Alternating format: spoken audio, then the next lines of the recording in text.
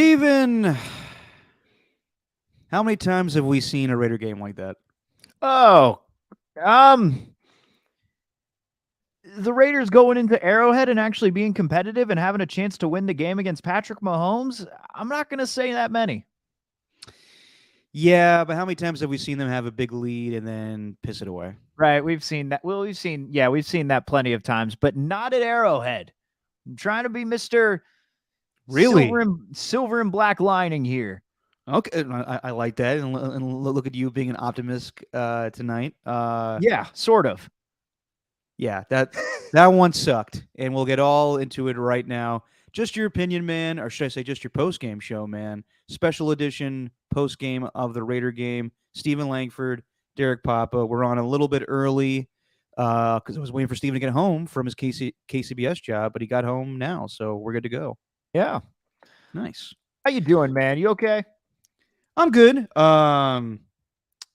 trying to retweet this because it didn't come in time, but You I'll and I get got it. to get better at that because I'm doing the same exact thing. I know. I'm still trying to figure this out. Anyway, let's focus on the show for now, and then I'll try to figure it out once you start talking. Okay. Um, yeah, we'll talk about all the game tonight. Raiders lose 30-29. They go to 1-4 after their win last week, and yeah, dude, a lot of things to talk about in this game. We'll talk about yesterday's games as well. We'll talk about the 49ers win, but a plethora of injuries. We'll talk about all the other outcomes in week 5 of the NFL. We'll talk a little bit about Draymond Green apologizing on Saturday. But let's just get right to it, Steven. Your reactions to this game is just fresh in our mind. It was not the beatdown that we thought it was going to be. No. And they stay competitive. As you know, the Raiders have a good team. It's just not showing right now. But there's a lot of reasons why they didn't win tonight, and I'll get all into it. A lot of decisions that were made by both coaches, but Josh McDaniels making a critical decision, and I'll compare it to a few that we saw yesterday. But Steven, just your thoughts after this loss, 30-29 to the Chiefs. Yeah. Overall, man, it.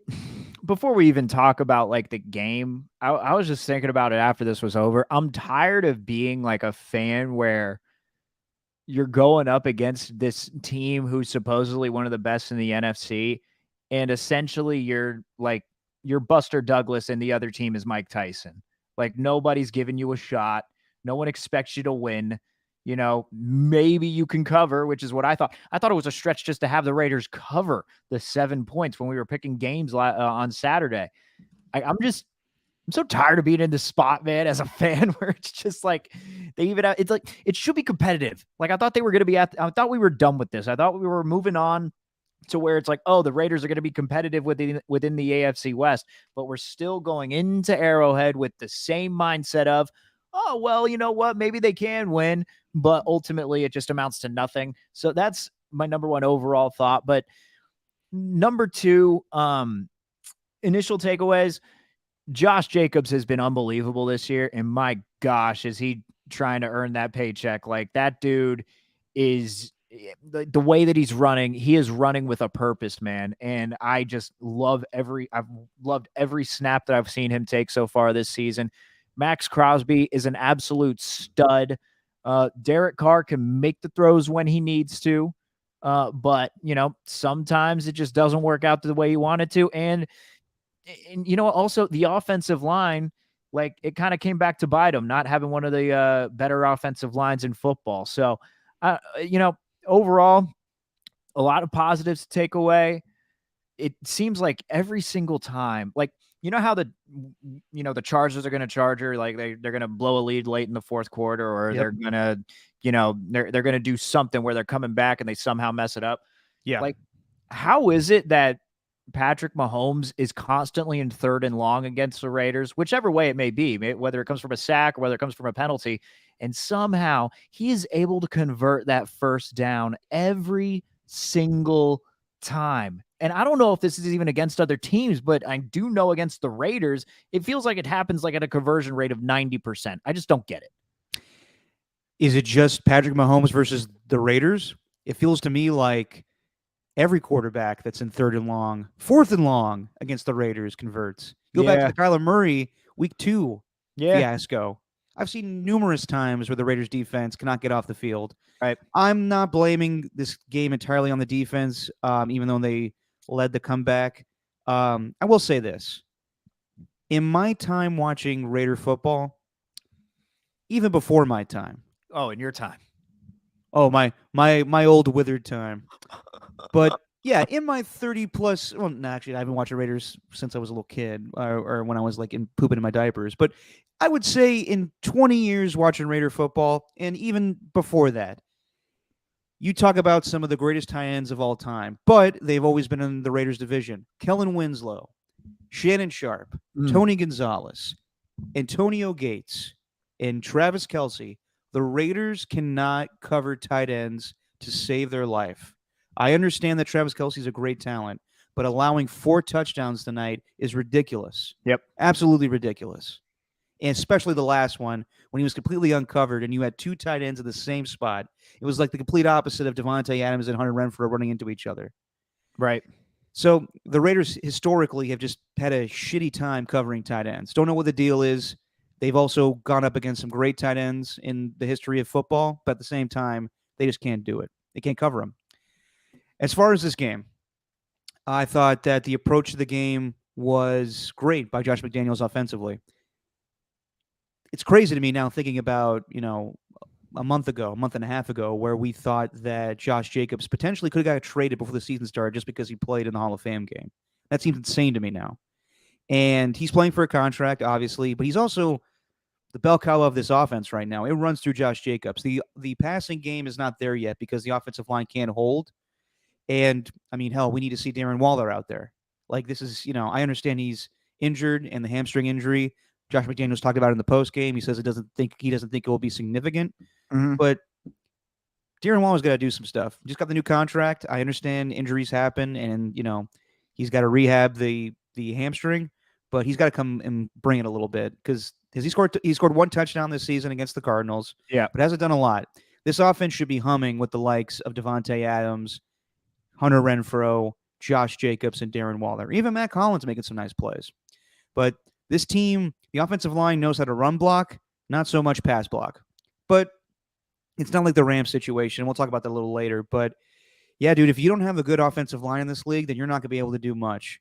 And not to say that the Raiders' offensive line played horrible tonight. I thought they played fine, with the exception of that play right before the 4th quarter where Josh Jacobs busts a huge run. And then right after that play action, 47 from the Chiefs comes in and sacks Derek Carr. Right. Just little dumb things like that.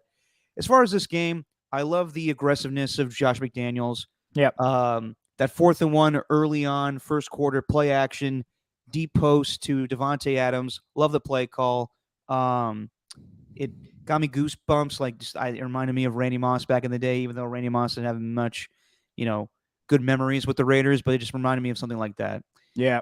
And then the defense came to play. You texted me during the game, Steven, that while Max Crosby, you said, is maybe not as good as Khalil Mack, he's got more versatility in his pass rush. Yes. Yeah. The way that he uses his hands. This first sack that I texted you after, though, was the spin move that he had. Yes. But my God, was he quick on the spin move. He said in the offseason that he was that he'd been boxing, and he's using that to his advantage. And we've seen that throughout the season. But yeah, I texted you that because he does. He has more moves than Khalil Mack does as a pass rusher. Khalil Mack is just an unbelievable all-around defensive end, whether he's rushing the passer or he's stopping the run, whichever one.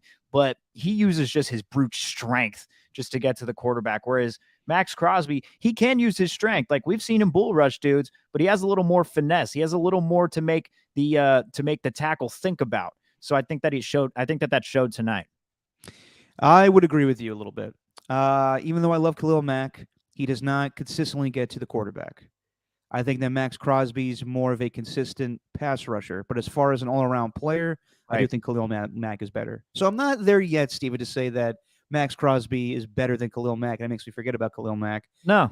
But I do agree with you that consistently Max Crosby is more has more versatility in his pass rushing skills. I will agree with you on that. He's just so quick, man. He's so quick and he's so instinctual. Like that's another thing too. Like it's not just it isn't just, getting to the quarterback. It's all like that stop that he had on Jerick McKinnon. Like my God, when he just sprinted across the side or the line of scrimmage and managed to catch number one. I don't know, like that was just based off instinct right there and being patient and understanding like, oh, that's a run. All right, I'm gonna make it my first step is gonna be that way and I'm gonna catch him. Like he has that dog in him, man. That's the popular thing, right? He has that dog in him. Yeah, Love show the Max X-rays. like, among this team, I love Denzel Perryman, for example. Like that play where Patrick Mahomes went back and dropped back and tripped. Yep. And Perriman had the wherewithal to actually just, you know what? I'm just going to get to him right now. I'm not going to give him any time. I'm not going to stand back here. I'm going to go tackle him. Like that was a great play. But threw him to the ground. Divine Diablo. Yeah, I know. We'll talk about that. Divine Diablo made a great play late in the game. I thought that stop that he had on the run on that second down to make it a third down, and then eventually, that would give the Raiders a chance to win. Overall, the defense I thought played well. I need to go back and kind of watch it to see a little bit more.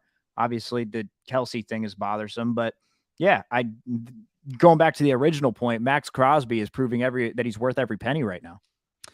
So back to the Denzel Perryman play. I think Chiefs fans were expecting a penalty thrown there for unnecessary roughness. And there's, the last 2 days, been a lot of questionable calls. So the Raiders establish a 17-0 lead. And they were, effective running the football. Josh Jacobs gets that second touchdown for them. They go up 14-0. And then you text me. I was just coming home from doing Tolbert and Copes, and you texted me that you're glad that the Raiders passed up going forward on 4th and 1 again. They kicked a 52-yard field goal, and Daniel Carlson made it 17-0. Yeah, I look back and I say you could go either way there. But you have Daniel Carlson. There's an argument to be made. You want to go up 21-0 and really put it to the Chiefs, or 17-0's a good lead. But we've seen the Chiefs come back from that, and they can come back from 21-0 as well too. It's just a matter of staying aggressive and putting your foot to the pedal the whole time. Mm-hmm. Now, after that, Raiders go up 17-0. The first of 4 Travis Kelce touchdowns are scored to make it 17-7. And then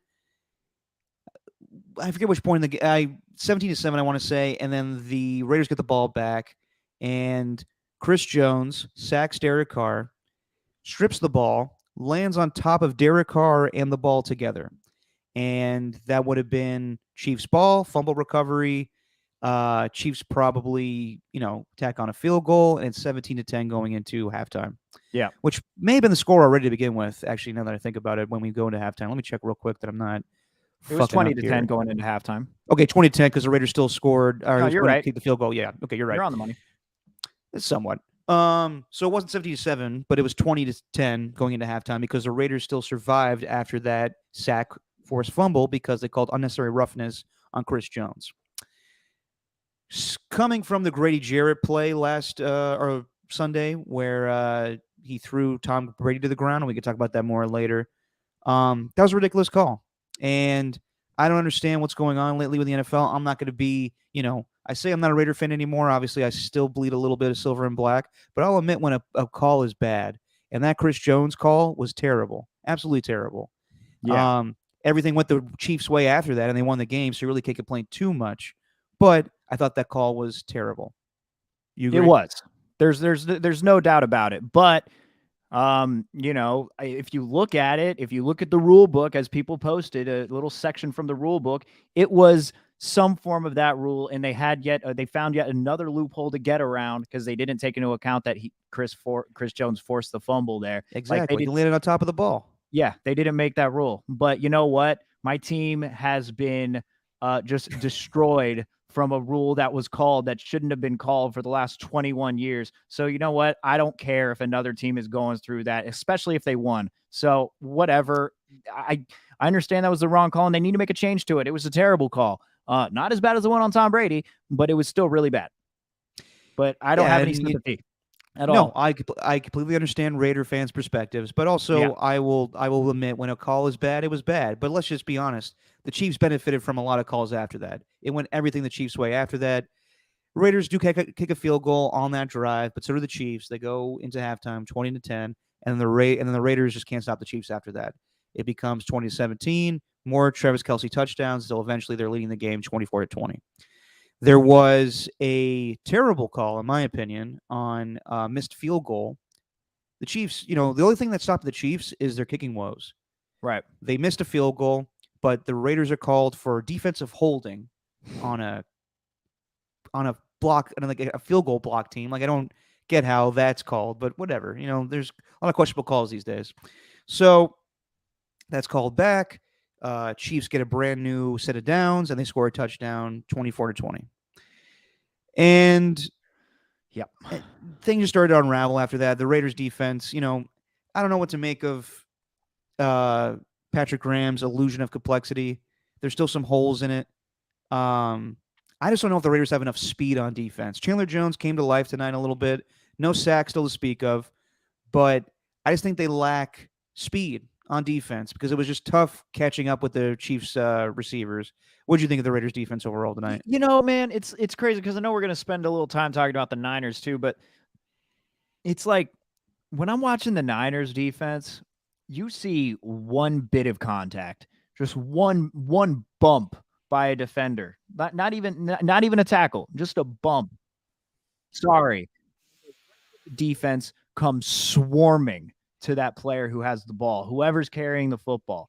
That is not the case with the Raiders. I don't know how it isn't, and maybe that's just because the 49ers are a special defense and they're a different breed than other teams, but I agree with you. Like, they do not have overall a great defense. And as far as just the stopping tight ends thing, I mean, it's just time after time.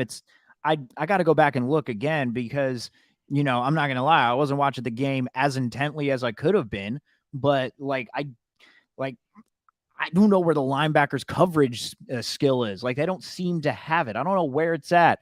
And as far as the defense overall, man, like, they've managed to put it together in the second half, but I need to see a complete game. Like, that third quarter is what really blew it open for the Chiefs. I need to see a complete game, complementary football. When the offense is down, then the defense steps up. You can't have the offense and the defense both playing their worst at the same exact time. Like, that's not how it works. You do play complementary football, and the Raiders really have a tough time doing that. And it goes back to my problem with just overall the team in general. It's the same story. It feels like we've talked about this year after year, season after season. It's still the same old thing, man. Not much has changed, although they managed to score late, which was big. Yes. So the Chiefs go up 30-23. And after Travis Kelce scores his fourth touchdown on a ridiculous play where he was wide open in the back of the end zone. I mean, that's, the Raiders just need to get better corners. And it's not so much like in this league now, like, you got to put a corner on Travis Kelce. It can't be Trayvon Merrick or Jonathan Abram. It's got to be a good corner. So they lack that personnel right now. As far as, so after that, the Chiefs go up 30-23.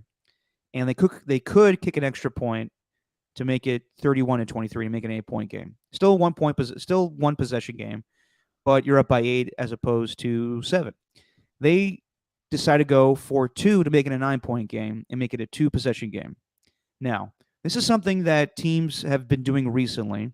My father is a huge fan of this. He always brings this up. If you score on a team in the fourth quarter and you're up by 1, go for 2 so you're up by 9.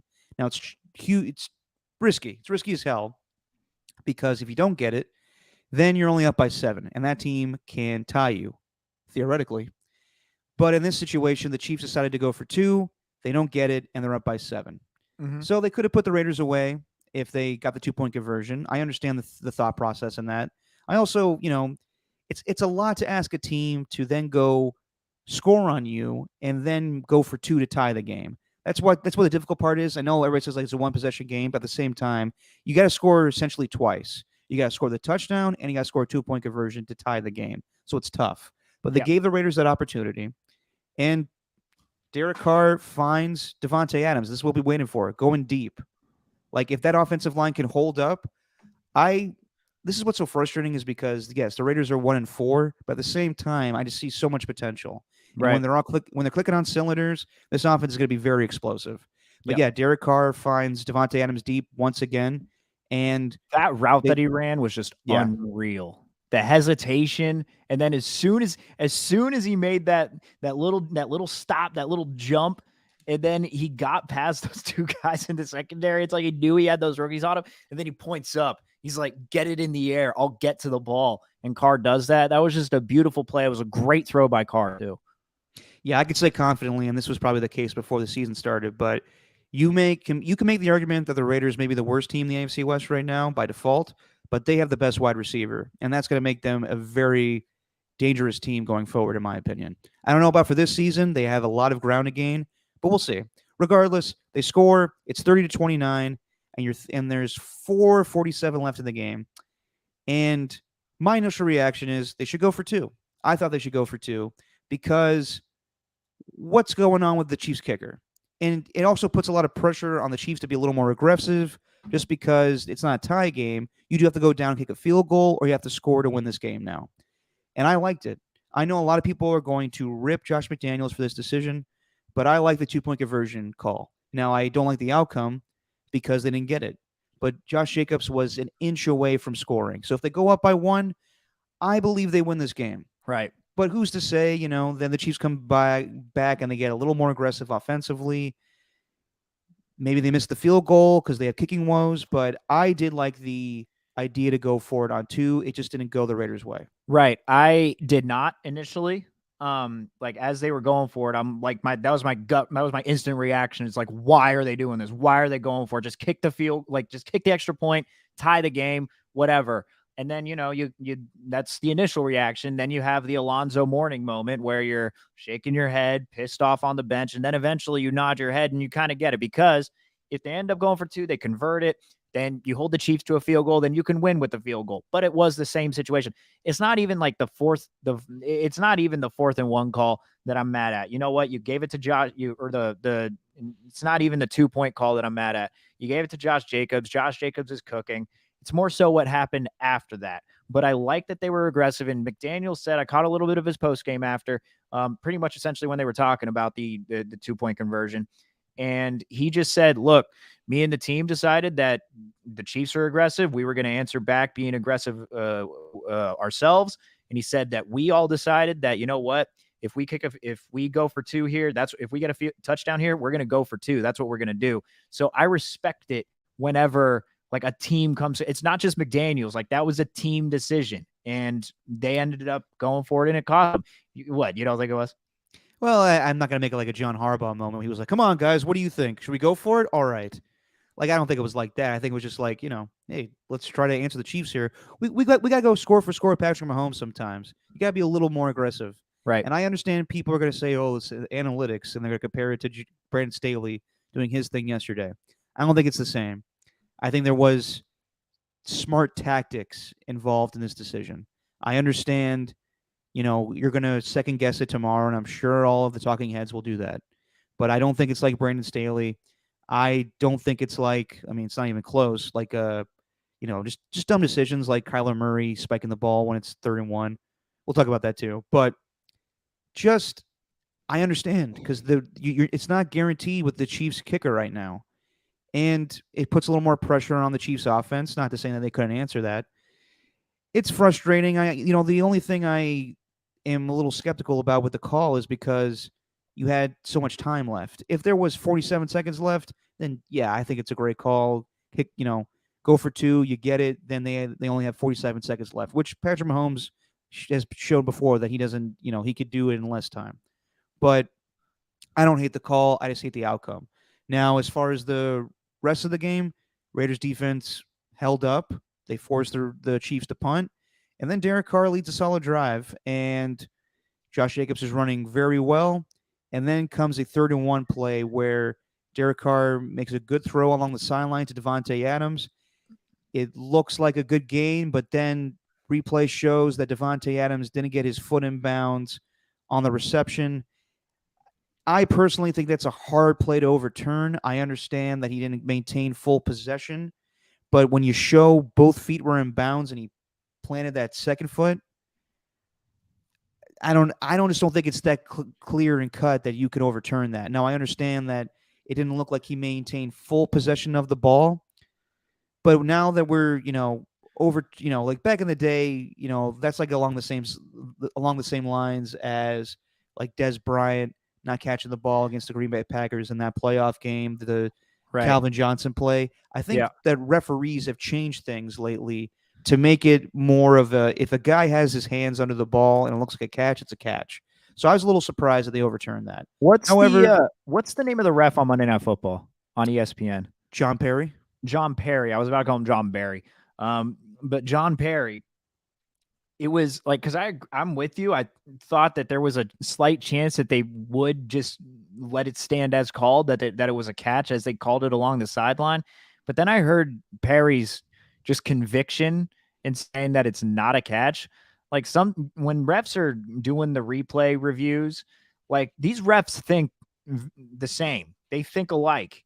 And when I heard just how confident he was that, oh yeah, that's not a catch, that's incomplete, like he did not maintain possession with 2 feet down. Like, once I heard that, I thought, oh, okay. Like, the fact that he was that confident, it's not like he said, I'd personally call it incomplete, but I think that this can go either way. Like, it's not like that. It was straight up, yeah, that was incomplete. And after that, I thought, ooh, okay, this isn't going to work. And then, of course, Buck and Aikman. By the way, I didn't even mention this. Back on that 2-point conversion, Buck and Aikman were so just like they didn't know how to make up their minds about what they wanted to do. It's like Aikman said, I don't necessarily disagree with going for it on 2. But that's how I feel too. But then after they get back from break, Joe Buck is like, I don't know if that makes sense. It makes sense with 27 seconds left, but I don't know if that makes sense. And I'm like, what? What do you mean it makes sense with 27 seconds left? You lose the game if you don't convert it. You tie the game if you. No, but just the attempt itself, we have such little time left for the team to respond when you're up by 1. I understand what he was saying. Wait, what? As opposed to, he was saying, I understand that call when there's 47 seconds left, as opposed to 4 minutes and 47 seconds left. Well, wouldn't you want wait, it was 27 though, wasn't it? Whatever it was, it was about 4 minutes of change left. Yeah, but wouldn't you want to tie? I don't want to get in an argument about this because it didn't happen. But if you had 27 seconds left, wouldn't you want to tie the game? No, or is 27 seconds too much time? No, if there's 27 seconds, okay, like the new thing to do now when you score in the NFL and you're on the road is you contemplate whether or not you want to tie the game or you want to go up by 1 and then put more pressure on that team. We saw it 5 years ago when the Raiders, or 6 years ago now. Jeez, it doesn't even seem that long ago. When the Raiders went for 2 in New Orleans, first week of the season with Michael Crabtree. Because you're in a hostile environment. Just if the Raiders went to overtime with the Chiefs, it would have been bad. That's what I thought. Right. So I understand Josh McDaniels' thinking.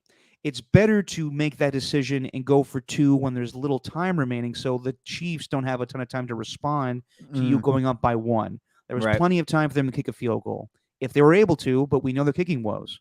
So I understand what Joe Buck and Troy Aikman were saying. They were kind of going back and forth, and I go back and forth on it too. I like it, the idea of going for 2 there, and I thought that it would have been a great idea if they got it, but they were just 1 inch short with Josh McDaniels. Yeah. Also, anyway, how about earlier? Oh, sorry, go ahead. Nothing. Continuing on, though. I didn't want to get into a whole argument about that. But how about, did you hear Troy Aikman's line earlier where Chris Jones, that play was called back, the sack fumble, and he said, let's take the dresses off, NFL. Jesus. It's quite the line, Troy. Troy. So then the Raiders are stuck with the 4th and 1 because the Devontae Adams play is called back. And I understand why it's called back. It's probably the right call. But I think just in our replay world, I mean, John Perry says that's not a catch, but he also said the Chris Jones play was definitely not was like the right thing to do was to call that play back as well. So he goes along with the referees a little bit. I just don't think it's cut and dry. Like, that's not a clear overturn to me, but I understand why it was overturned. Nevertheless, Raiders are faced with the 4th and 1, and you could make the argument to just run the damn ball like Richard Sherman said on Thursday night and give it to Josh Jacobs, who's been running great the whole game. But also that's what the defense is expecting. So I understand the play action fake because it worked for you earlier in the game, and Devontae Adams scored on that play. But it's not going to work when you have Hunter Renfrow running into him. And I see a lot of people tweeting that's typical Raiders. That's just a fluky ass play. Like I don't know what's going on with Hunter Renfrow right there running into Devontae Adams. Fucked it up, obviously, but in the end, the Raiders lose, and it's just a calamity of errors. And a lot of people are going to say same old Raiders. I understand the feeling. It's very frustrating to be up 17-0 and then piss that game away, given all of the extra stuff with the bad calls that were made with penalties, the 2-point conversion try, the questionable Devontae Adams overturn, the questionable play call on 4th and 1, and Hunter Mhm. Renfrow and Devontae Adams running into each other. So much shit. But I do believe that there is a silver lining, like you said in the beginning of the podcast, A Stephen. silver and black lining, Derek. Silver and black lining. Sorry. But I do believe that this is. I mean, I know this is going to sound nuts. This is a good-looking 1-4 team. Yeah, you're not wrong. Because it's not like their losses have been blowouts. Like again, like I told you at the beginning, like this, you said like, is this kind of the same old thing that we've seen before? With the Raiders kind of blowing a lead, but we have not seen them go into Arrowhead and actually be competitive. I mean, what was it like last 2 year? years Wasn't ago. it 2 years ago? God, it was awful. It's like the worst game ever. No. And I'm talking about when Henry Ruggs was still with the Raiders and they went deep and the Raiders beat the Chiefs in Arrowhead. right, okay. Well, I'm talking about last year. Well, that was bad when who was it? Who went to the center of the field and said we need to take this field over? You remember Oh, that? jeez, yeah, that's not it. Oh my god, that's yeah. I'll look it up. Anyway, yeah, sure. And also, I mean, you kind of glossed over it earlier, but I mean, they did come back without Waller and without Moreau. Like those guys are big players, man. Very important along with the McDaniel scheme. So yeah, there is a silver lining in all of it, but that 4th and 1, I don't know.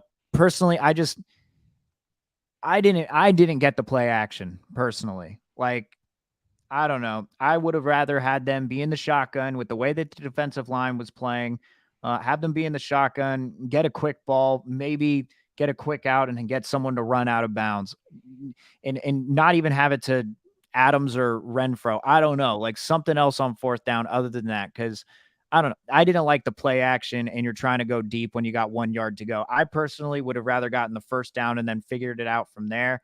I know there was only so much time left, and if they would have ran the ball, I probably would have been in favor of that. But then the clock is running and you got to get the ball down. That's really hard to do. Who knows how much time you would have had left by the time everybody gets up. I mean, by the time that Carr would have spiked the ball, maybe they would have had like, I don't know, 30 seconds left if they were lucky to make something happen. So it's tough all around. But at the same time, it's like we're mentioning here, we're never going to know if that play call would have worked if the route's being run the way that it was run. And that's just a thing with experience. My brother texted me and said, like, it's just like the scene out of Cool Runnings at the beginning. Yeah. Like the slow-mo of it literally looks exactly like it, as Junior Beville trips and falls over and then, gets his head kicked by one of the runners. Whew, that was brutal. Yeah, not a good look. And the Raiders lose, and especially not a good look is after the game. Devontae Adams can't control himself. He looked visibly upset on the sideline, threw his helmet, and then pulled to Dennis Rodman, saw a camera guy in his way, and pushed him. And, we've been analyzing a lot of, footage lately, especially with Draymond Green. There's no way to analyze this. How did this footage get leaked, Derek? Yeah, exactly. We shouldn't be able to see this shit. No, I mean, obviously, with TV cameras there, you're going to see this. And it's just a bad move by Devontae Adams. He will be fined, and he needs to apologize to that cameraman. That was completely immature and just wrong. He already did. I know, but that's terrible. Yeah. That's really bad. You're not like just an innocent bystander doing his job, and you're pushing him. Like that's terrible, man. I mean, he did get in his way. He did just get into his way. He touched him a little bit. Yeah, like if we're going by the Jordan Poole thing of him pushing him, they should have clocked him in the face. But Adams should have, like, in that moment, like the apology, all right, whatever, you apologize, but in that moment, like, you shouldn't have done that. And in that moment, you should have showed instant remorse, because He did not No, I know. show any. He walked right back to the tunnel, just angry, which is fine. But like, dude, you got to at least do something and be like, oh, my bad, my bad. Like, I don't know. No, but I understand Devontae Adams' anger. I mean, Hunter Renfro's running into you on on the route, and Hunter Renfro's calling terrible lifts. It's just you're just frustrated with the guy. Yeah, yeah. Yeah, this this dude decided to call a small Uber for us four. Yeah. I'm done. But all in all, man, frustrating loss. I understand. 1-4 sucks. This is not what the Raider Nation expected. You want to compete with the rest of the AFC West, and I still think this team is the third best team in the AFC West right now. I have not been impressed with the Broncos whatsoever. Their offense is piss poor, to put it lightly. Their defense is pretty good, but how they won that game on Thursday, or how they lost that game on Thursday night, I'll never know. And I do know, it's just because Russell Wilson made terrible calls, and so did Nathaniel Hackett. Like, I thought the decisions made tonight by Josh McDaniels were smart if they worked, but let's not put him in the same category as a Brandon Staley or Nathaniel Hackett. I understand what he's doing when he makes these moves. I don't understand when these guys are doing those calls. Nathaniel Hackett and Brandon Staley and a lot of coaches yesterday just with terrible decisions. But I do understand what Josh McDaniels was going for. It just didn't work, and they're 1-4, and it sucks, and they'll have some ground to make up. Their schedule gets a little bit easier after this. I think they have a bye week next week, but then they play like the Texans and the Jaguars, and those teams, we're seeing it more and more. Like each week is not a pushover anymore. Like for some teams, you could be the Buffalo Bills and beat down the Steelers 38-3, but it's anyone's NFL at this point. There's a lot of good teams that are 2-3, or in the Raiders' case, 1-4, and they're just not playing up to their potential right now. I think it's anyone's league right now. Yeah. I'm really not going to even look at the fourth quarter. Like the fourth quarter is what gave the Raiders a chance to win in the first place. Like I'm not even going to look at the fourth quarter as any issue there. It's really the third quarter and just not playing complementary football. Like again, when the defense has that one bad quarter of football that they've tended to have this year, the offense didn't step up and they needed to. When the offense kind of went into a lull, that's when the defense was at their worst. Like these things happen within football. Then at the end, they both gave the team a chance to win, both the offense and the defense. So I'm not gonna blame any coach. I'm just tired of being the team that's always trying to punch up at the Chiefs. I know every team is like that, but it shouldn't be like that for the Raiders. But right now, you're coming up against the Texans, coming off a great win against the Jags. You're coming up against the Saints. Then you got the Jags again. Then you got the Colts. Then you got the Seahawks, then you got the Broncos, then you got the Seahawks, and then you got the Chargers, and then you got the Rams, and then you got the Pats. Like, you got some very winnable games on this schedule going forward. It's not like you're going on to face juggernauts. Like, we thought the Colts and the Saints would just be unbelievable teams that they didn't really have a chance of beating. Well, yeah, they do. The Broncos, we thought the Broncos were going to be a lot better than they were. The Seahawks, who knows by the end of November, but very winnable games on the schedule going forward. And that's what they're going to have to do. Yeah, man, just it's frustrating, but whatever. It's the Chiefs. Like I told you, they were going to cover. I told you that. I'm surprised you're as optimistic as you are, Steven, because, I think a lot of Red fans are disappointed. They're 1-4. They hate the call that Josh McDaniels made tonight with a 2-point conversion. I think there's a lot of things to be optimistic about for the future. And I know that no one wants to hear that. There's huge expectations this season with Derek Carr and Devontae Adams, and you want to compete in this AFC West. But there's always feeling out periods. And this is very similar to when John Gruden came to the Raiders for the second time and Derek Carr had to figure out that offense. I think he's going to do well in this offense. It's just a matter of learning it. And he's learning how to throw to Devontae Adams again. And they need to learn how to incorporate Darren Waller into the mix and Hunter Renfrow. So it's going to take some time. It just sucks because this team was a playoff team a year ago. And you make these moves, getting Josh McDaniels, getting a Chandler Jones, getting a Devontae Adams, to build upon that and to go from a wild card team to potentially being a top team in the AFC. Yeah. But there's a lot of competition, and each team is different from the next year. we all thought the Colts were going to build upon last year, and they won their game last week, but they look anything like the team that they're supposed to be. Maybe they shouldn't have traded away Carson Wentz, but we could talk about that more. Um, yeah, man, it's frustrating, but you read the schedule, and I do think there's some good teams they face in the middle of that, but I do think that this team can make the right adjustments, and you know, we'll see. The playoff pool has been expanded, so anything can happen. And Josh Jacobs looks like he did his rookie season. Yeah. Or maybe even his second season, where it's just this dude looks 100% healthy and he is just mauling people over. He had multiple runs tonight where he just put his shoulder down, and my God, you felt bad for whoever the player was on the other side in the secondary. He sets a career high with 152 yards. Could have been more if some of those yards weren't negated due to penalty. So, you know what? There's quite a bit to be happy about. They just need to put together a complete game and actually win. That's it. I'm with you, Steven. Yeah, tough loss, but we'll see what happens. The Raiders have a bye week next week, so hopefully they learn from their mistakes and they make a little run here. Yeah. As far as other teams, and another team we talk about on this podcast, the 49ers, just a thorough beatdown of the Carolina Panthers, 37-15. They should have beat this team like the way they did. The Niners are just 10 times better than the Carolina Panthers. Panthers may be one of the worst teams in football, and they made a huge decision today after the loss to the Niners. They fired Matt Rule. Baker Mayfield's going to be out for a couple weeks, and he got sacked 5 times. The defense just, ate him up, batted down passes, picked him off. Emmanuel Mosley, he'll be gone for the season now with a torn ACL, but he gets a pick 6. Just a dominant effort. Jeff Wilson Jr. filling in well for Elijah Mitchell. And, that's not surprising just because Kyle Shanahan has that ability to rotate running backs and have an effective running game. Tevin Coleman even coming back. Tevin Coleman, man, coming back from, I remember when he scored, was it 5 touchdowns against the Panthers 3 or 4 years ago? Yeah, it was like 4. Yeah, 4, I think. Yeah, actually. But he looked good.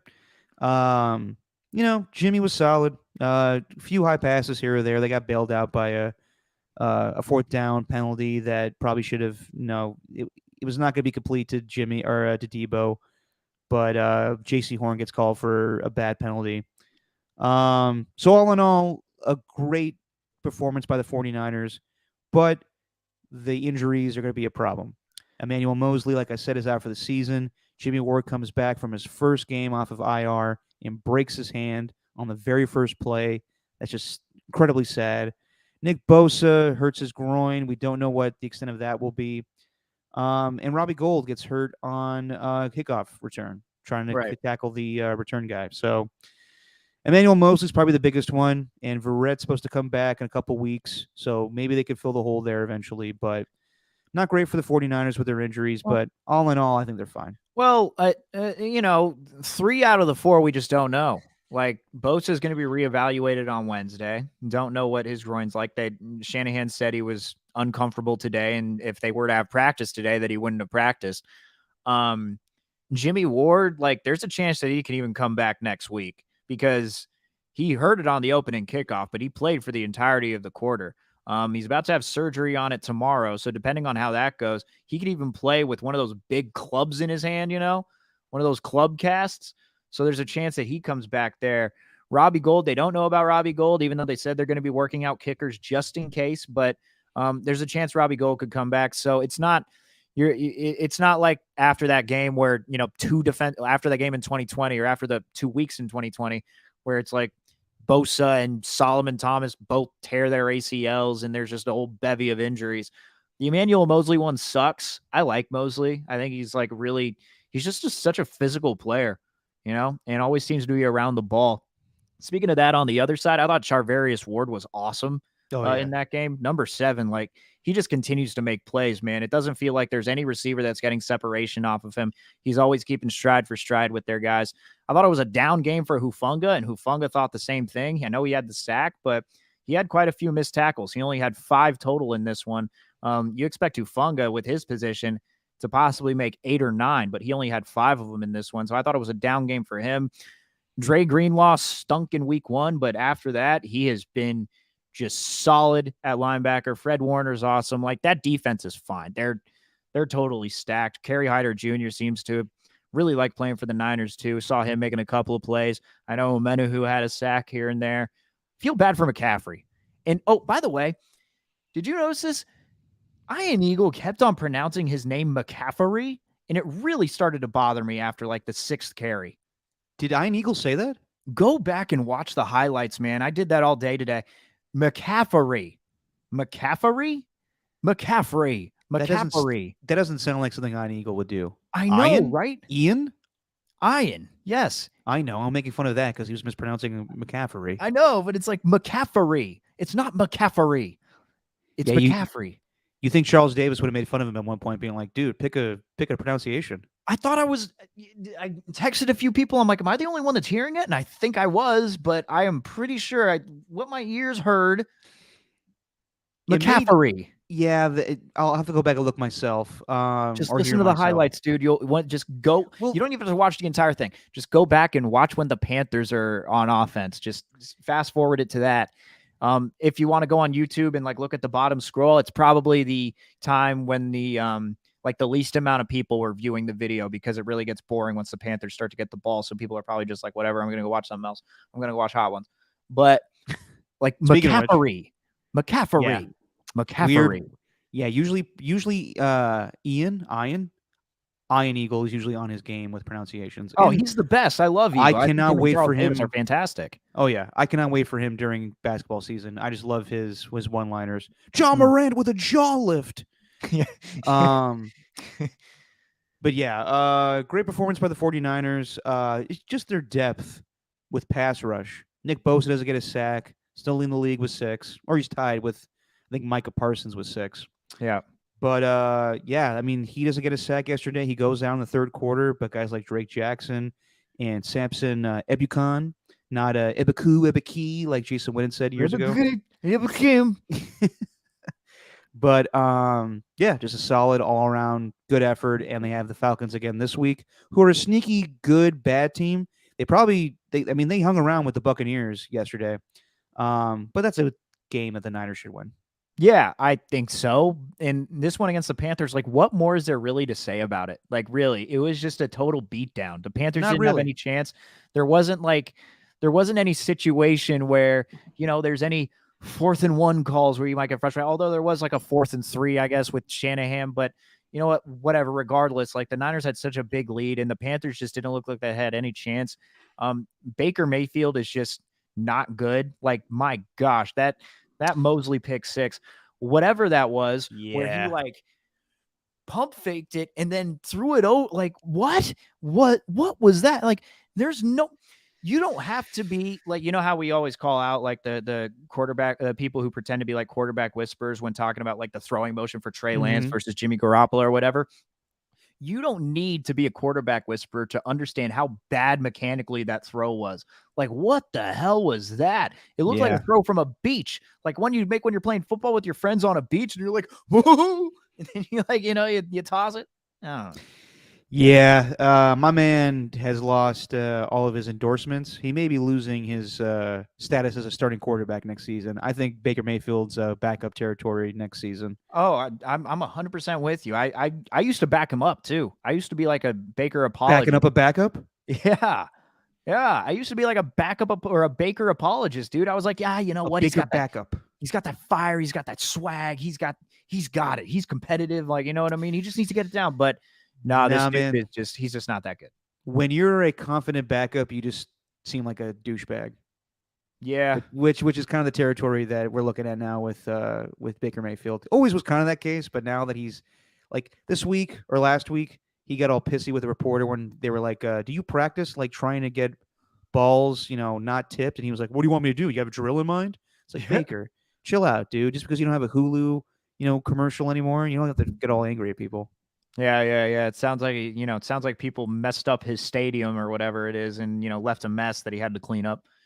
Yeah, what commercials were that for? Progressive? No, they weren't Progressive. They were, I forget. I don't even remember. He's not even on TV anymore. Yeah, bad performance by the Carolina Panthers, and they fire Matt Rule, who will still get paid. For the next 48 months, that man's going to make $800,000. So you can sit on your butt and just, count the money. There you go, Matt Rule. But at the same time, like, what is he really going to get a job after this? Probably not.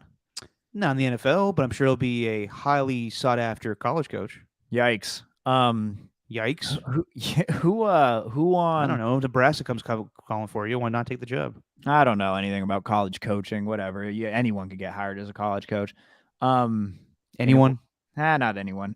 Progressive is what Ernie's saying. That's So what I think, thought. Thanks, Ernie. And yeah, Ernie, we apologize. We know, we started this podcast 30 minutes early, so you probably missed the first half of it. But you can listen to the podcast as we post it soon after this stream. yeah, yep. So tough. But you know what? Whatever.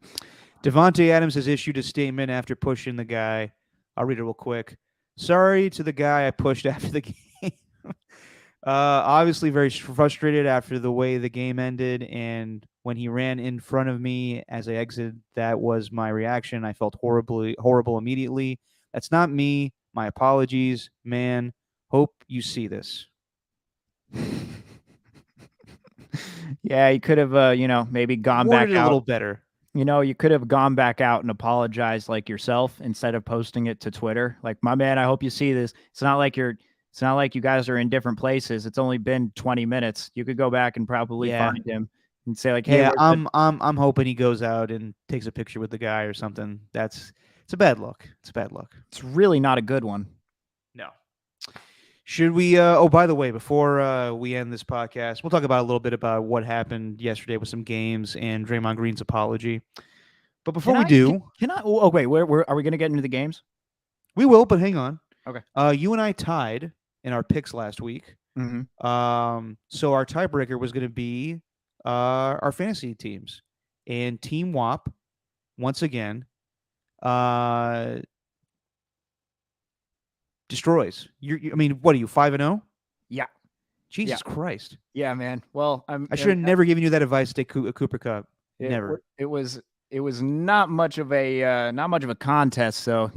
When you don't score 85 points in a fantasy game, you're most likely going to win whoever that is you're facing. Not always, sir. I'm in a league, the KMER league. There's a lot of people winning 60-point games. What's up with you and putting in players that just don't even get any points? There's two of them for you today. What are you talking about? Romeo Dobbs? T. Higgins and Darren Waller. Okay, well, first of all, both of those guys should get points. You're not going to start T. Higgins. He played. He just didn't get a catch. And then Darren Waller had a hamstring injury.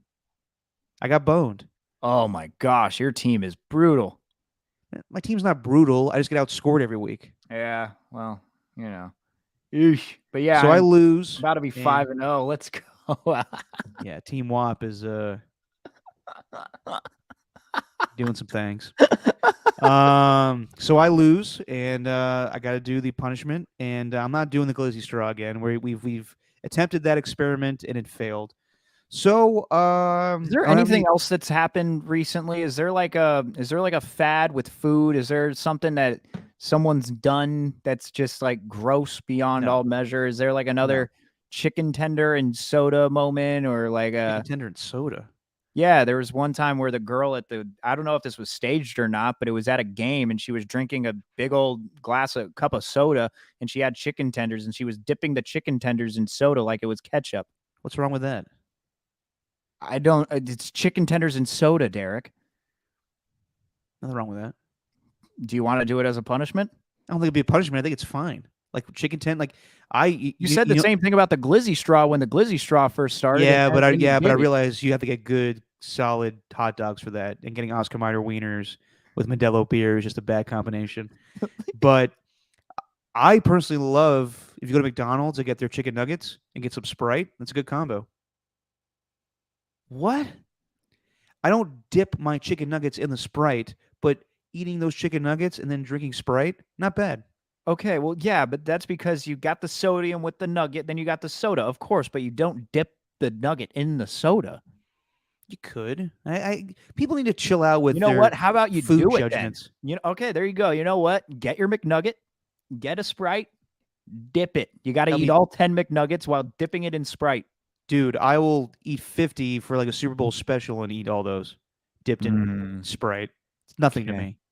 Huh. I wonder then. In the words of Shaq, it's nothing to me. Okay. Well, then what's the Well, punishment I'm for gonna you do then? something right now, Steven. Oh, I lost, so I got to do my end of the deal. I don't have any hot sauce. I don't have any wings, so I have cayenne pepper. This is gonna get dangerous, so I'm just gonna put some on my hand. you're not gonna snort it, are you? I'm not gonna snort it. I'm not gonna Steve-O this thing. Okay, But good. I gotta, you can't see it on the camera, but here we go. That's a lot. Oh boy, So you just licked cayenne pepper? off my hand. All right. Ugh, that stings. This is Shit. great. Yeah, You finally are impact. See, the thing is, because this is just straight heat, baby. This is just cayenne pepper. yeah. Like, oh And god. Ernie, stop with the hot dog and cereal. We're not gonna do that. That thing was uncooked with the cheese. That was a joke, Ernie. No one ate that for real. All right, Ernie. Thank you. Oh man, I might as well just like eat a whole thing of wasabi. That was ugh. All right. Oh, Games from yesterday. Did you want to bring something up with that, Steven? yeah. So actually, I got a Shit. I got a trivia question for you. Ask away. All right. So these two quarterbacks, I'm going to name two quarterbacks here. Quarterback A, quarterback B. You have to name the quarterbacks that I'm naming the quarterbacks. You're naming the quarterbacks, Okay. correct. I can't believe you just licked cayenne pepper. That was spicy. You're getting red. You look like Brian Dable after a win. You don't look like just Brian Dable in general, do you? No, but Brian Dable, when he's red, is after he wins. Did you see him after that game? Brian Dable can scheme it up. I will get to that game when we break down the games. So, quarterback A through his first 5 games of the season.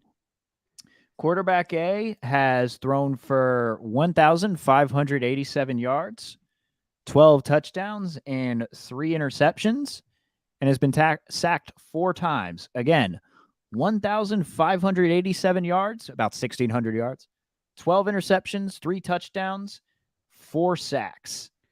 Quarterback B, and he has a 68 completion percentage. Okay. Quarterback B, 1,323 yards. So really 1,300 compared to 1,600. Okay. 5 interceptions or 5 touchdowns and 7 interceptions, as opposed to 12 touchdowns and 3 interceptions. Been sacked 21 times as opposed to the previous 4. Yep. Do you know who quarterback A and quarterback B is through their first 5 games of the season? Yeah, quarterback A is Jared Goff and quarterback B is Matthew Stafford.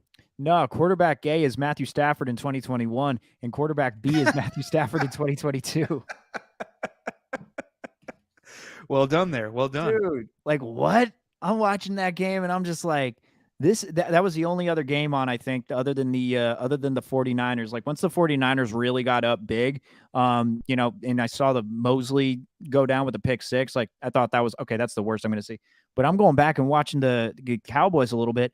I'm like, the Rams haven't put up any points. I know the Cowboys are a great defense, but still, this Rams offense that just won the Super Bowl, Matthew Stafford.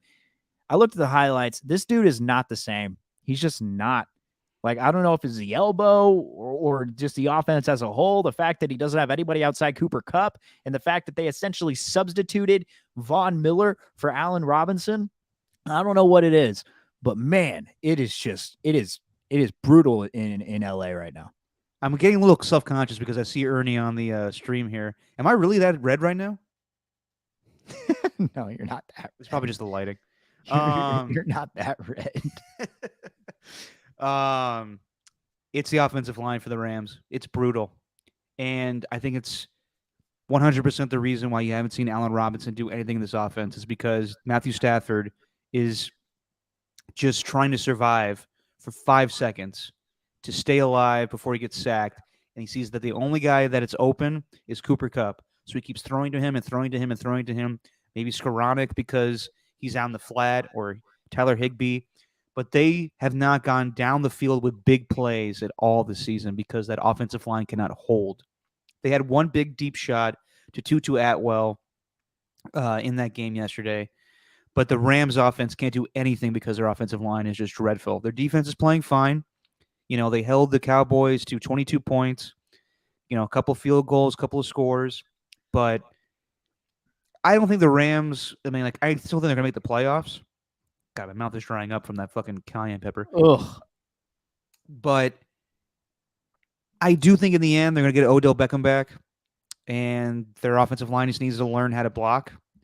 But I think that's the biggest reason with the Rams is that they're 2-3 because their offensive line can't hold, and Matthew Stafford is incredibly uncomfortable back there. Yeah, yeah. I mean, putting up. It's just these numbers, man. They put up 10 against they put up 10 against the Cowboys, 9 against the Niners, 20 against the Cardinals, which is not that much. 31 against the Falcons, okay, but they also put up 10 against the Bills. Like they're getting stifled against good defenses. It's really bad. And this is Ernie might be right here. Super Bowl hangover, man. Like it's real. It's real, Yeah. but at the same time, there have been changes to the team. It's not like you're the Buccaneers who went out there and basically signed their entire team that they won the Super Bowl with in 2020, and you're going out there with them in 2021. It's not the same as that, but whew, not good. No, not good. And I think they'll get it rectified, but again, like there's a lot of teams that just aren't playing well right now that you thought they were going to be good this season, like the Raiders, or who are some other teams that are below 500, like the Broncos. We all thought they were going to be better than what they are right now. Their offense is putrid. You know what's funny though? Matt Rule was fired today. Panthers have scored more points than the Rams this season. Really? Yeah. Just to get into some scores from over the weekend. Let's start with that London game. So the Giants and Packers play in London, 6:30 kickoff. I'm actually kind of digging that, Steven. Now they don't have to work in NFL Network. I like the idea of waking up on Sunday mornings and football's already started. Like I can like set my alarm for 6:30, still like be in bed, but just hear the play-by-play while I'm still like dozing off, and then wake up as the day goes on. Kind of like that feeling. You like waking up at 6:30 on a Sunday?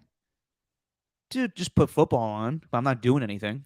That's like Michael Scott in The Office, like saying, I like to wake up, put bacon in my George Foreman grill. It's nothing like that. And I Go step back on to the grill. Go back to sleep, and then I got to wake up to the sound and smell of crackling bacon. I don't see what the big problem is with that. Yeah, and I'm not burning my foot on a fucking frying pan next to me. No, I'm comparing apples to bacon. It's not the same thing. But regardless, when I was dozing off and sleeping and dreaming, right, I was dreaming of the Packers having a 17-3 lead, and it was true until the Packers, for whatever reason, decided not to run the ball in the second half, and the Giants come back and win that game 27-20.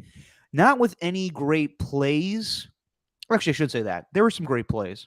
But the Giants, right now, like their number one receiver is Darius Slayton, who's all right, but they don't have Kenny Golladay playing. They don't have Kadarius Toney playing. Saquon Barkley is playing fantastic. But they're just scheming it up. And Brian Dable, whether he looks like me or not, is doing a fantastic job coaching that football team. Yeah. He's definitely like, it's not so much like Matt LaFleur or the other guys. Like he just knows how to like dissect the defense. Right. And it's smart play calling. Very similar to Kyle Shanahan. Just like not needing a number one wide receiver, but is doing smart things to move the ball down the field. So I thought that the Packers were outcoached by a better coach and Brian Dable, to be perfectly honest. Yeah, I mean, 4 straight drives, 8 plays, 11 plays, 11 plays, and then 15 plays. That was all at the end of the first half and then to begin the second half. And you're essentially at the beginning of the fourth quarter, and you're almost at the beginning of the second quarter by the time that first drive and the last drive are kicking off. So, like I got to go back and watch the game. I texted you this morning. I was like, am I actually going to have to go back and watch the Giants on NFL Plus? Am I really going to have to go back and watch a Giants game on Game Pass? But I might have to go watch a condensed game there. Something that's bothered me about the Packers just in general, though, is the Rodgers hair thing with the way he wears his hat with the two. His Peaky Blinders cut. It's not even I guess so. But like even the Peaky Blinders wouldn't wear their hair like that, where it goes behind his ears. And it's like these little half-ass pigtails under a baseball cap. Like it don't make sense, Yeah, it's a bad look. And it's a really bad look, dude. Just get it all back there and like kind of almost put it in a man bun and then, do that. You don't need the whiskers at the end or whatever. Always cut that shit off. Yeah. It looks terrible. Yeah, it looks really bad. I Yeah. mean, it looks great with the hat off. Like, shout out to Aaron Rodgers for cutting his hair and making it look good. But like, like the thing with the hair, it's bothering me. It's really getting to me. Yeah, I don't know if that's the reason why they didn't play well, but yeah, Woo! I think that Rodgers still has some frustration with not having a reliable wide receiver. Yeah. And even though Randall Cobb was making some good plays in that game, Randall Cobb, but they could have run the ball a little bit more. I want to say that Aaron Jones only had like 11 carries. Let me see real quick as I pull up the Mm. stats. Yeah, 13 carries for Aaron Jones and 6 carries for AJ Dillon. You could have run the ball a little bit more. They were average. Like Aaron Jones was averaging 4.8 yards a carry. Yeah, AJ Dillon was averaging 5.7. You could run the ball a little bit more. I don't really get that. I thought that was a winnable game for the Packers. Do the Packers actually have a pass rush? Yeah, with Rashawn Gary doing very well. Okay. All right. Yeah. I mean, I know Devondre Campbell hasn't exactly been the best linebacker of all time. Like he's really good. I've heard something where it's like he's not playing up to his standards. So I don't know what the problem with the Packers is, man. But Yeah, I mean that was the first time I thought the defense didn't play well. They had some struggles last week against Bailey Zappi and the Patriots, but right. just a bad loss for the Packers. But then again, I don't know which teams are good or bad right now. Who knows? I do actually know a couple teams that are good, but the 4-1 Buffalo Bills just beating the crap out of the Steelers, 38-3. That 98-yard touchdown pass to Gabe Davis, and the other one he caught over Minka Fitzpatrick, just good God. Um, so I think the Bills are probably the top of the elite teams in the NFL right now. Yeah. Just going through the other scores here. Patriots Uh, crushing the Lions. We were wrong on that one. yeah, we should have known that Jared Goff can't score against the Patriots. Going Yeah. back from the Super Bowl, he just looked lost against the Patriots yesterday. Patriots rocking there. Isn't it funny when teams were throwbacks that everyone hated, and then when they throw back to them, people love them again? Yeah. It's weird. Yeah, It's weird. It's kind of like the Warriors ones, right? The town, the the the, the we believe ones. yeah. Yeah, Yeah. I mean, yeah, I hated those as a kid, but now like when they were, I mean, like I remember with that last game at Oracle when they wore like they took off their jumpsuits and put that on. I was like, oh fuck yeah, but Yeah. they still look terrible. Yeah. All right, the Chargers Cleveland Browns game. So So what happened with this? Because I saw an article. I didn't watch the game. I didn't catch yeah, many of the highlights, but I saw an article where the headline, and this might have been a Barstool article, so you know what, take it with a grain of salt. But the Barstool, or a grain of cayenne pepper. the Arstool, the Arstool, the headline was Kevin Stefanski stinks, and that's to put it nicely. Mm, I would say Jacoby Brissett stinks. He Ah, throws a terrible interception in the end zone, up by two. Up by two. Worst case scenario, you throw an incomplete pass, kick a field goal, you're up by one. yeah. Regardless, he throws a pick, and the Chargers come back, and they're let me get the situation right. I don't want to pull a Donald Trump with describing the ending of the Browns and Jets game. What are you talking about? The interception? No, well, I'm talking about. Did you see when Trump called out Robert Saleh a couple weeks ago? No. Oh God, look up the audio. It's incredible. Just like I talked to Bob Saleh, or he doesn't even call him saying, I talked to the Jets coach. He's a great coach. He's better than Vince Lombardi. And he describes like the whole ending of the Jets Browns game, but it's nothing that happened at all. There was a fumble of some kind. I saw Bob Saleh. I saw his bald head, and I said, "Hey, Bob Saleh, you're a good coach, Bob Saleh." I call him Bald Saleh just because he's bald. I like Bob Saleh. I was watching the game with Herschel Walker and talking. I won't go with it. Herschel Walker, the greatest running back of all time. So the That trade that the Chargers- Cowboys made was a great trade. Nobody could take that away from him. That was a great trade by the Cowboys. yeah, he'd be the only one to be like, yeah, I liked him more than Emmett Smith. So after the interception, the Chargers have the ball, and they are on their own 46, and there's a minute and 14 left. I don't know if the Browns had any timeouts left. Oh no, they didn't have any timeouts left. So this is their idea. Let's go win the game right now and not punt it back to the Browns. And we're up by 2, so you can lose with a field goal. They decide to go forward on 4th and 1. They do a play action fake and throw to Mike Williams, but it is incomplete. I know that some people are killing Brandon Staley for this one, and it was a bad call. But at the same time, I do understand his thought process. The same thing with Josh McDaniels tonight. It's just bad when Brandon Staley a year ago was known as the coach that went for it over and over and over again on 4th down in very stupid situations. So the one time he does it this season and it doesn't work, people are going to, grill him for it. But they won the game. So in the end, no harm, no foul. Yeah, well, whatever. Chargers, Browns. Okay. A surprising high scoring affair was the Saints and Seahawks. And Taysom Hill coming back into our lives as a running back slash tight end slash quarterback. No, Taysom Hill is very white. And he, 3 touchdowns rushing, 1 touchdown throwing. I think he recovered a fumble on special teams. Don't we always have this one time a season, though, where Taysom Hill just goes off and then all of a sudden it's like, oh my gosh, maybe this guy's, a legit threat. You need him on your team. And then, the next day you try and do it again and he just lays a dud. We always have this one Taysom Hill game a year. Yeah, he's not a quarterback. Right. But even as a running back, whatever it is, don't we always have that one Taysom Hill game? He's a Swiss Army knife. Yeah, we always have that. It's not going to be every week. Like some people just got lucky by starting him in fantasy, but I would say that he's a good guy to have. It's kind of like Kyle Juszczyk a little bit. Yeah.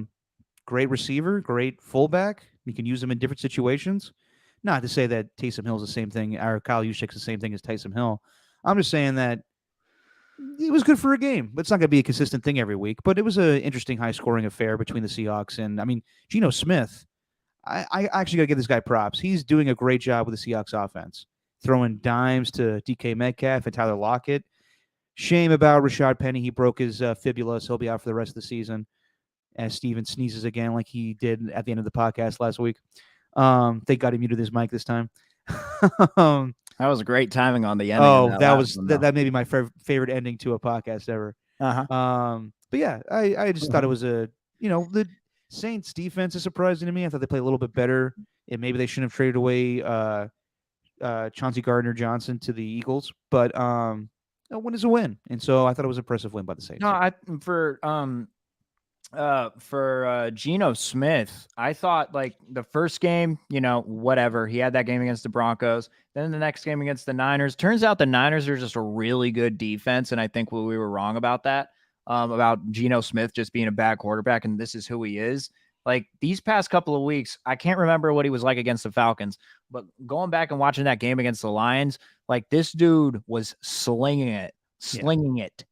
And the Seahawks, quarterback ain't their problem. Quarterbacks is far from the problem with the Seahawks, which is what we originally thought it was going to be. The whole trading for Jimmy G thing. I don't know. Maybe it would have been worth it, but man, Geno's not that bad. I'm a Geno fan right now. Yeah. Right now. What else happened yesterday? Okay. Dolphins and Jets. You and I both got this right, but none of us thought that Skylar Thompson was going to come in for Teddy Bridgewater. Same thing happens again. Teddy goes down. They check him for a concussion. He passes the protocols, but someone spots that he doesn't seem right, so they should keep him out of the game. I don't know what the right call is in the situation. I just think that we're going to have an abundance of caution now because of what happened to Tua. And a lot of fans, the same fans that were up in arms about Tua leaving the game, are going to be up in arms when their favorite quarterback passes protocol but can't go into the game because someone decided it's in the best interest for him to not finish the game. That's what I think is going to happen. Yeah, you're probably right.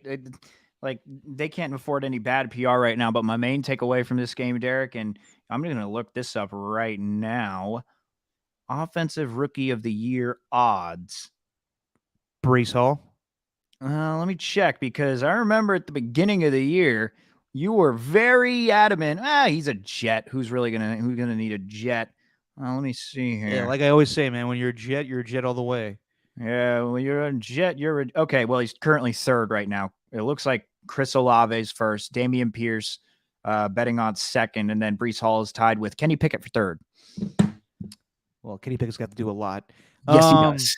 My thing is that if you're offensive rookie of the year, you kind of have to be on a good team, maybe, Right. but not all the case. Not always the case.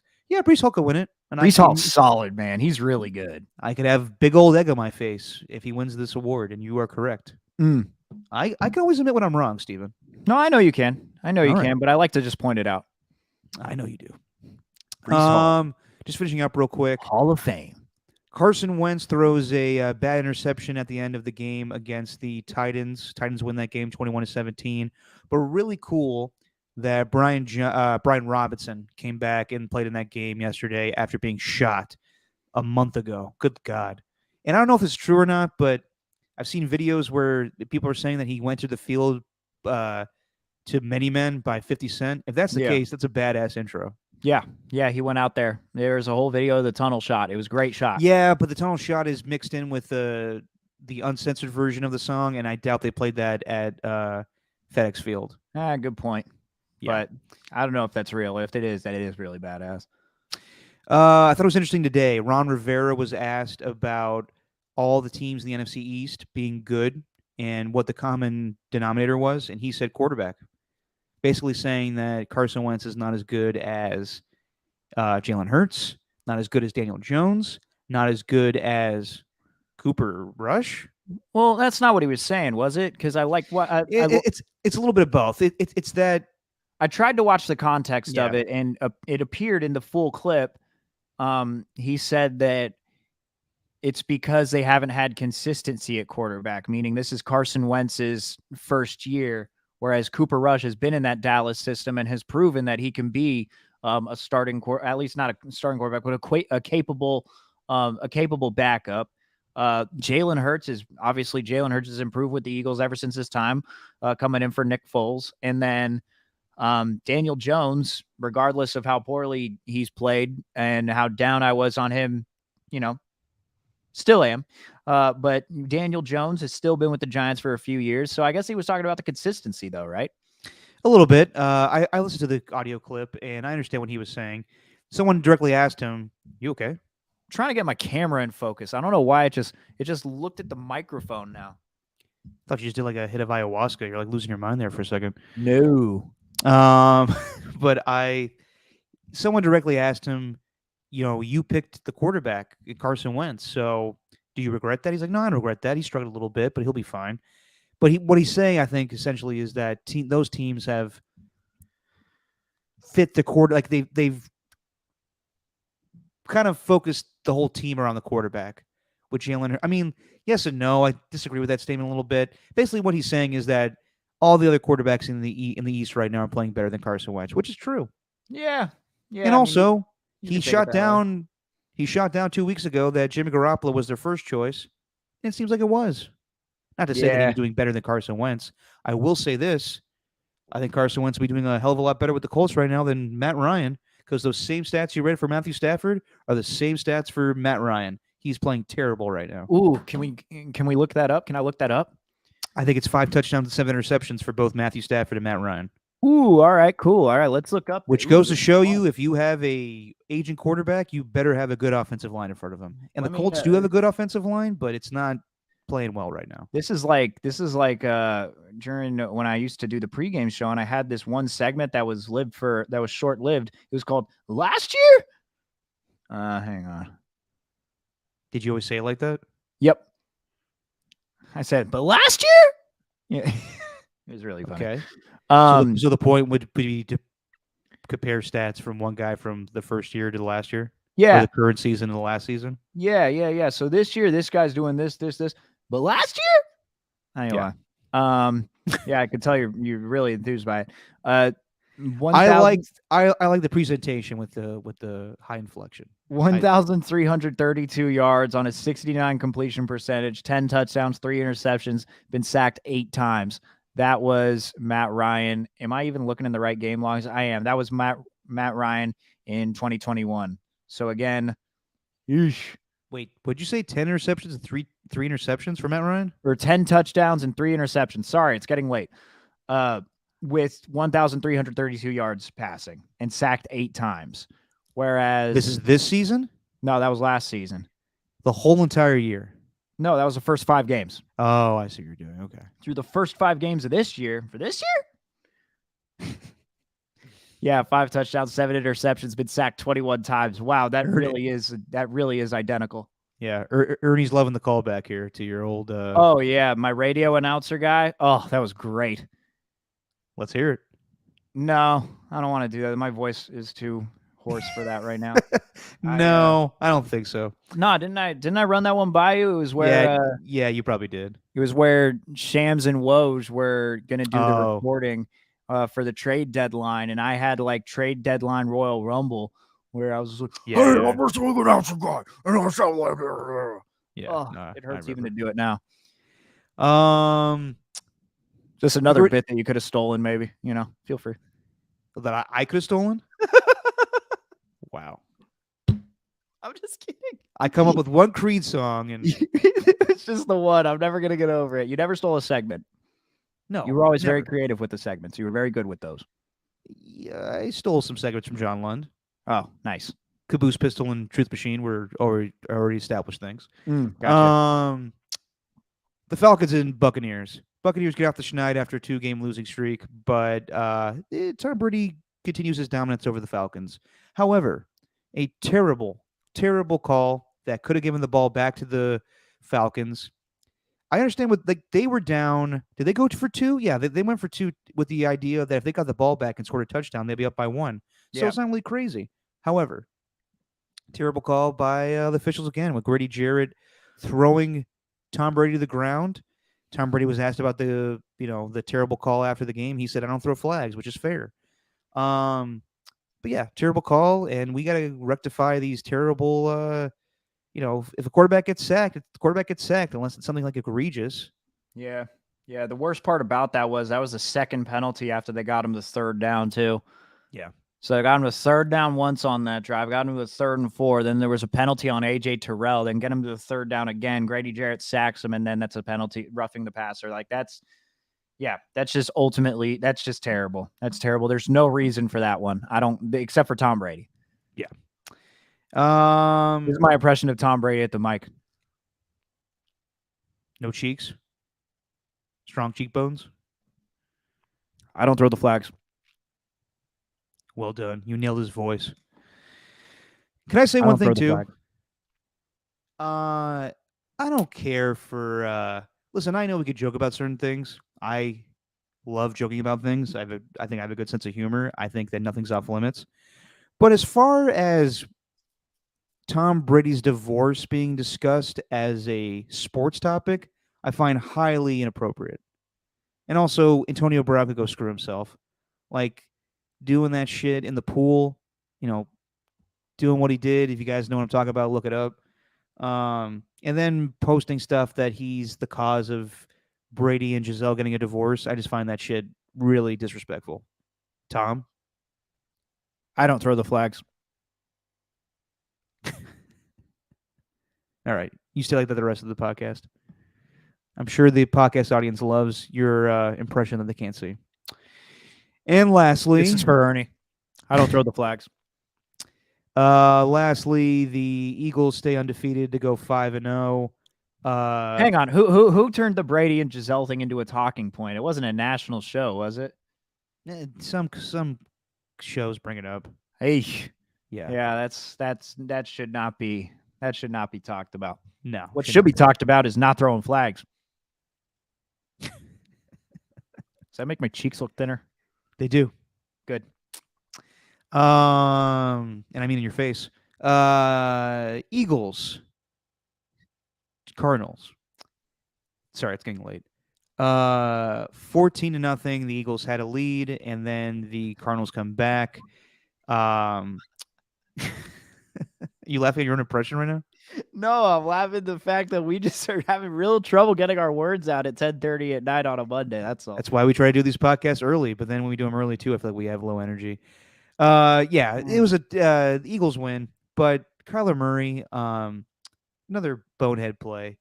They're driving and kick a field goal to tie the game, and the kicker missed a terrible field goal. But you shouldn't blame it on him. It's the same guy that the Chiefs had a couple weeks ago, and he missed field goals. Kyler Murray thinking that it's 2nd and 1, spikes the ball to make it 3rd and 1, and that's tough. Cliff Kingsbury took the fall for it. It's a very, you know, crazy situation because the team has to scramble in order to get the field goal on in time and blah, blah, blah. And, 3rd and 1, 2nd-and-1s, 4th-and-1s, whatever it was. Kyler Murray didn't check the down and distance, but it's a tough situation. I'm not going to entirely blame him for everything, but it's another bad, look for Kyler Murray. Didn't And the in the end, stadium the say that it was Cardinals like? lose. Didn't the stadium say it was 2nd down? though? Yeah, the down and distance guy for the Cardinal Stadium kind of screwed him as well. So not entirely his fault, but kind of a bad look. I don't make the down and distance. Exactly. Before we get out of here, Steven, real quick, just Ravens and Bengals. Ravens win. They finally win a home game, but some questionable calls by Zach Taylor for the Bengals. There you go. You got his name. Yeah, I know. I'm tired. And yeah, Ravens win when they could have, they decided not to kick a field goal towards the end of that game, or whatever it was early in the game. But regardless, Ravens win. Justin Tucker's a great field goal kicker. And yeah, they get their first home win of the season. Justin Tucker's the best. I saw the post-game interview with him yesterday, and I think like he missed like a ton in warm-ups, and he was like 6 of 14 or something in warm-ups, or he missed 6 of them or something like that. And he goes, "Well, good thing they don't count pregame stats."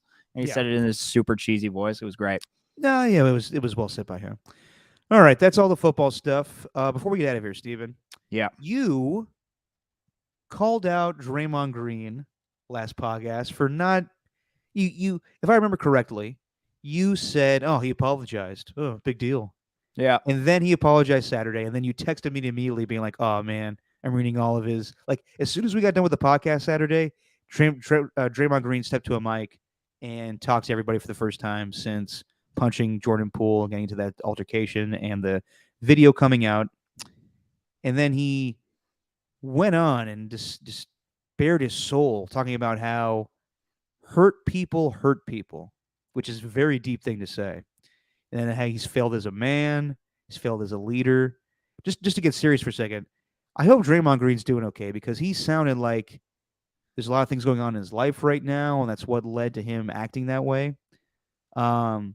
He took full accountability for what happened, and he said that the video coming out was bullshit, but the real bad thing was him punching Jordan Poole, and he realized how bad it looked when he watched the tape. Yeah. So just your reaction to him speaking on Saturday, and then you should apologize to Draymond Green for not saying that he's really sorry. I am sorry, Draymond. I can only imagine how my mother would have reacted if she would have saw the live podcast.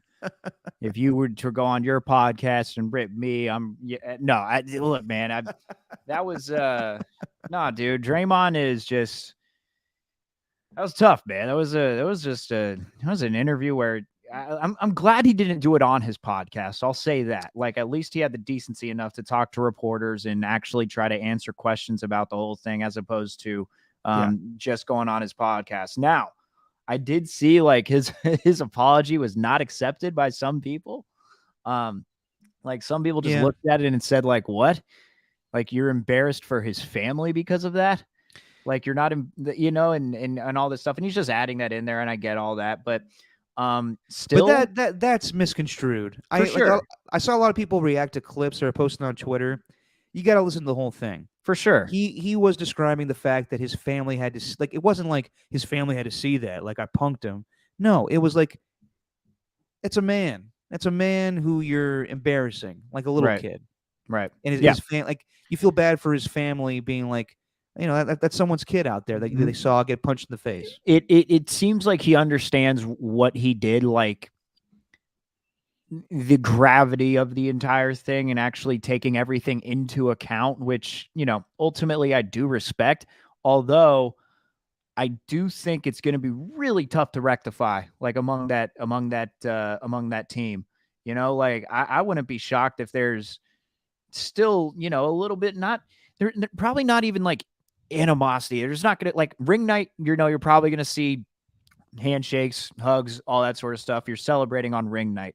But I still think, like, Jordan Poole's still 23 years old. There's going to be some sense of not animosity, but there's always going to be that thought in the back of his mind, like, dude, I can't believe this just happened. Like, that didn't happen that long ago. Like, this was a week ago where this happened. I'm still not over it. It's going to take a very long time. And I don't know what the hell he can do to even rectify anything. But, the apology to me, like, despite what anyone says, it felt genuine to me. I'm sure that whatever he said to the team, that's going to stay in house. Hopefully TMZ doesn't somehow capture a video of that, then release it to the public. But I am sure that what he said was sincere, and I do think that he means it. But man, that's just a tough action to come back from, and it takes a long time to forgive someone and get back in their good graces. And I think, like, anyone who's had a friend do not something like that where you just straight sock them, but anyone who's had a friend who's probably done something in the wrong, it still takes a while to, get back in your good graces. So I think it's going to take a while for Draymond. I don't think a suspension or anything is going to help the team. Like, all that's going to help him is winning, And I, again, still don't think that Draymond's going to sign a contract extension with the Warriors going forward. And I do think this is going to be his last season regardless. I agree. And I wonder, like, so he also said that he's going to take some time away from the team, but I do expect him to be there a week from tomorrow as they open their season. There probably will still be some hurt feelings, but I do think they can get past this. It'll kind of be like when Kevin Durant and Draymond played with each other that last season. It'll be awkward, but I think also Jordan Poole can realize, things happen. He doesn't have to like Draymond anymore. He doesn't have to look up to him, but he has to be his teammate for the remainder of this season at least. I wonder in a week's time if Draymond is there for ring night, how are the fans going to be receptive towards him? Will he get booed? I don't know if the fans have entirely turned on Draymond, but there's a lot of fans and as well as the team that's kind of fed up with him. So it'll be interesting to see, especially with Draymond or LeBron on the other side. Like, that's the guy that Draymond loves now. And supposedly, we all think he's going to go to the Lakers. Yeah. So when he gets booed by the Warrior fans, if LeBron's going to be like, yes, let the hate flow through you. Join me. Right. No, I think that I think there might be a segment of the fan base that does it for sure, but no, not the not what happened. Am I still on? You should be. Can you hear me? What happened? Hang on. I can hear you. What happened? My video's gone, huh? What happened? Can you hear me? Oh, that was weird as hell. I don't know what the hell just happened. Yeah, I lost my red face for a second. Huh. Anyway, what I thought was telling, though, and I'll end with this, is Steve looked pissed. Yeah. Steve spoke as well, and I thought that was even more interesting. I'll talk about what Steve said on Saturday, but on Sunday after the game, Jordan Poole had a very good preseason game, and Steve went out of his way to comment on how good Jordan Poole has been playing, how much of a pro he's been, and how happy the Warriors will be to give him a contract extension. That's pretty much says to me, we're giving somebody something and another guy nothing. Right. And, Draymond gets a contract extension, it'll be nothing. But I don't think he's getting it. I thought it was very telling. And I thought was much more telling was the day before on Saturday. Steve is pissed. He talks about, he's very upset with the media and how this whole thing has been covered. He hates the invasion of privacy with the locker room. And that's how I felt. I mean, that's what I was kind of saying on Saturday, Stephen, is that we all don't need to see everything. So he was upset. Like, he basically had the same thoughts I did, where if you had a spat with your family members and that was caught on videotape, that people would, analyze it for the wrong reasons. So he hated that aspect. He compared it to Andrew Wiggins having his vaccination status be out in the open a year ago. And I thought that was kind of surprising of Steve to bring that up. But Steve is not in like. I mean, he was in the media at one point with TNT, but now he is. I don't want any distractions. I don't want Right. any of this shit, and I understand that. He's very upset that the video got out.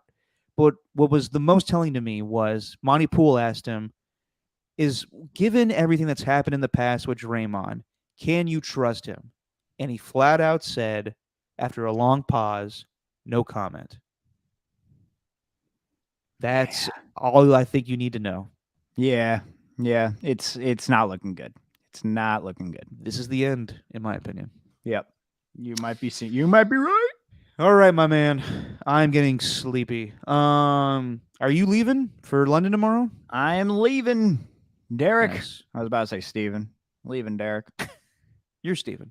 By the way, I saw Elton John on his farewell tour, and you called me out before we got on our last podcast. You were like, that's not his farewell tour. He's done this 4 different times. Well, the way that he talked after his concert and the way that he talked about his time in the Bay Area, I've done my 203rd show here in the Bay Area. Just kidding. He doesn't have that thick of an accent. But it was like to say, like, what kind of voice you doing there? That's not Elton. Nah, I'm getting ready. It was his 202nd show in the Bay Area or something like that. He's been doing this thing for 50 years. I just want to go spend time with my family now.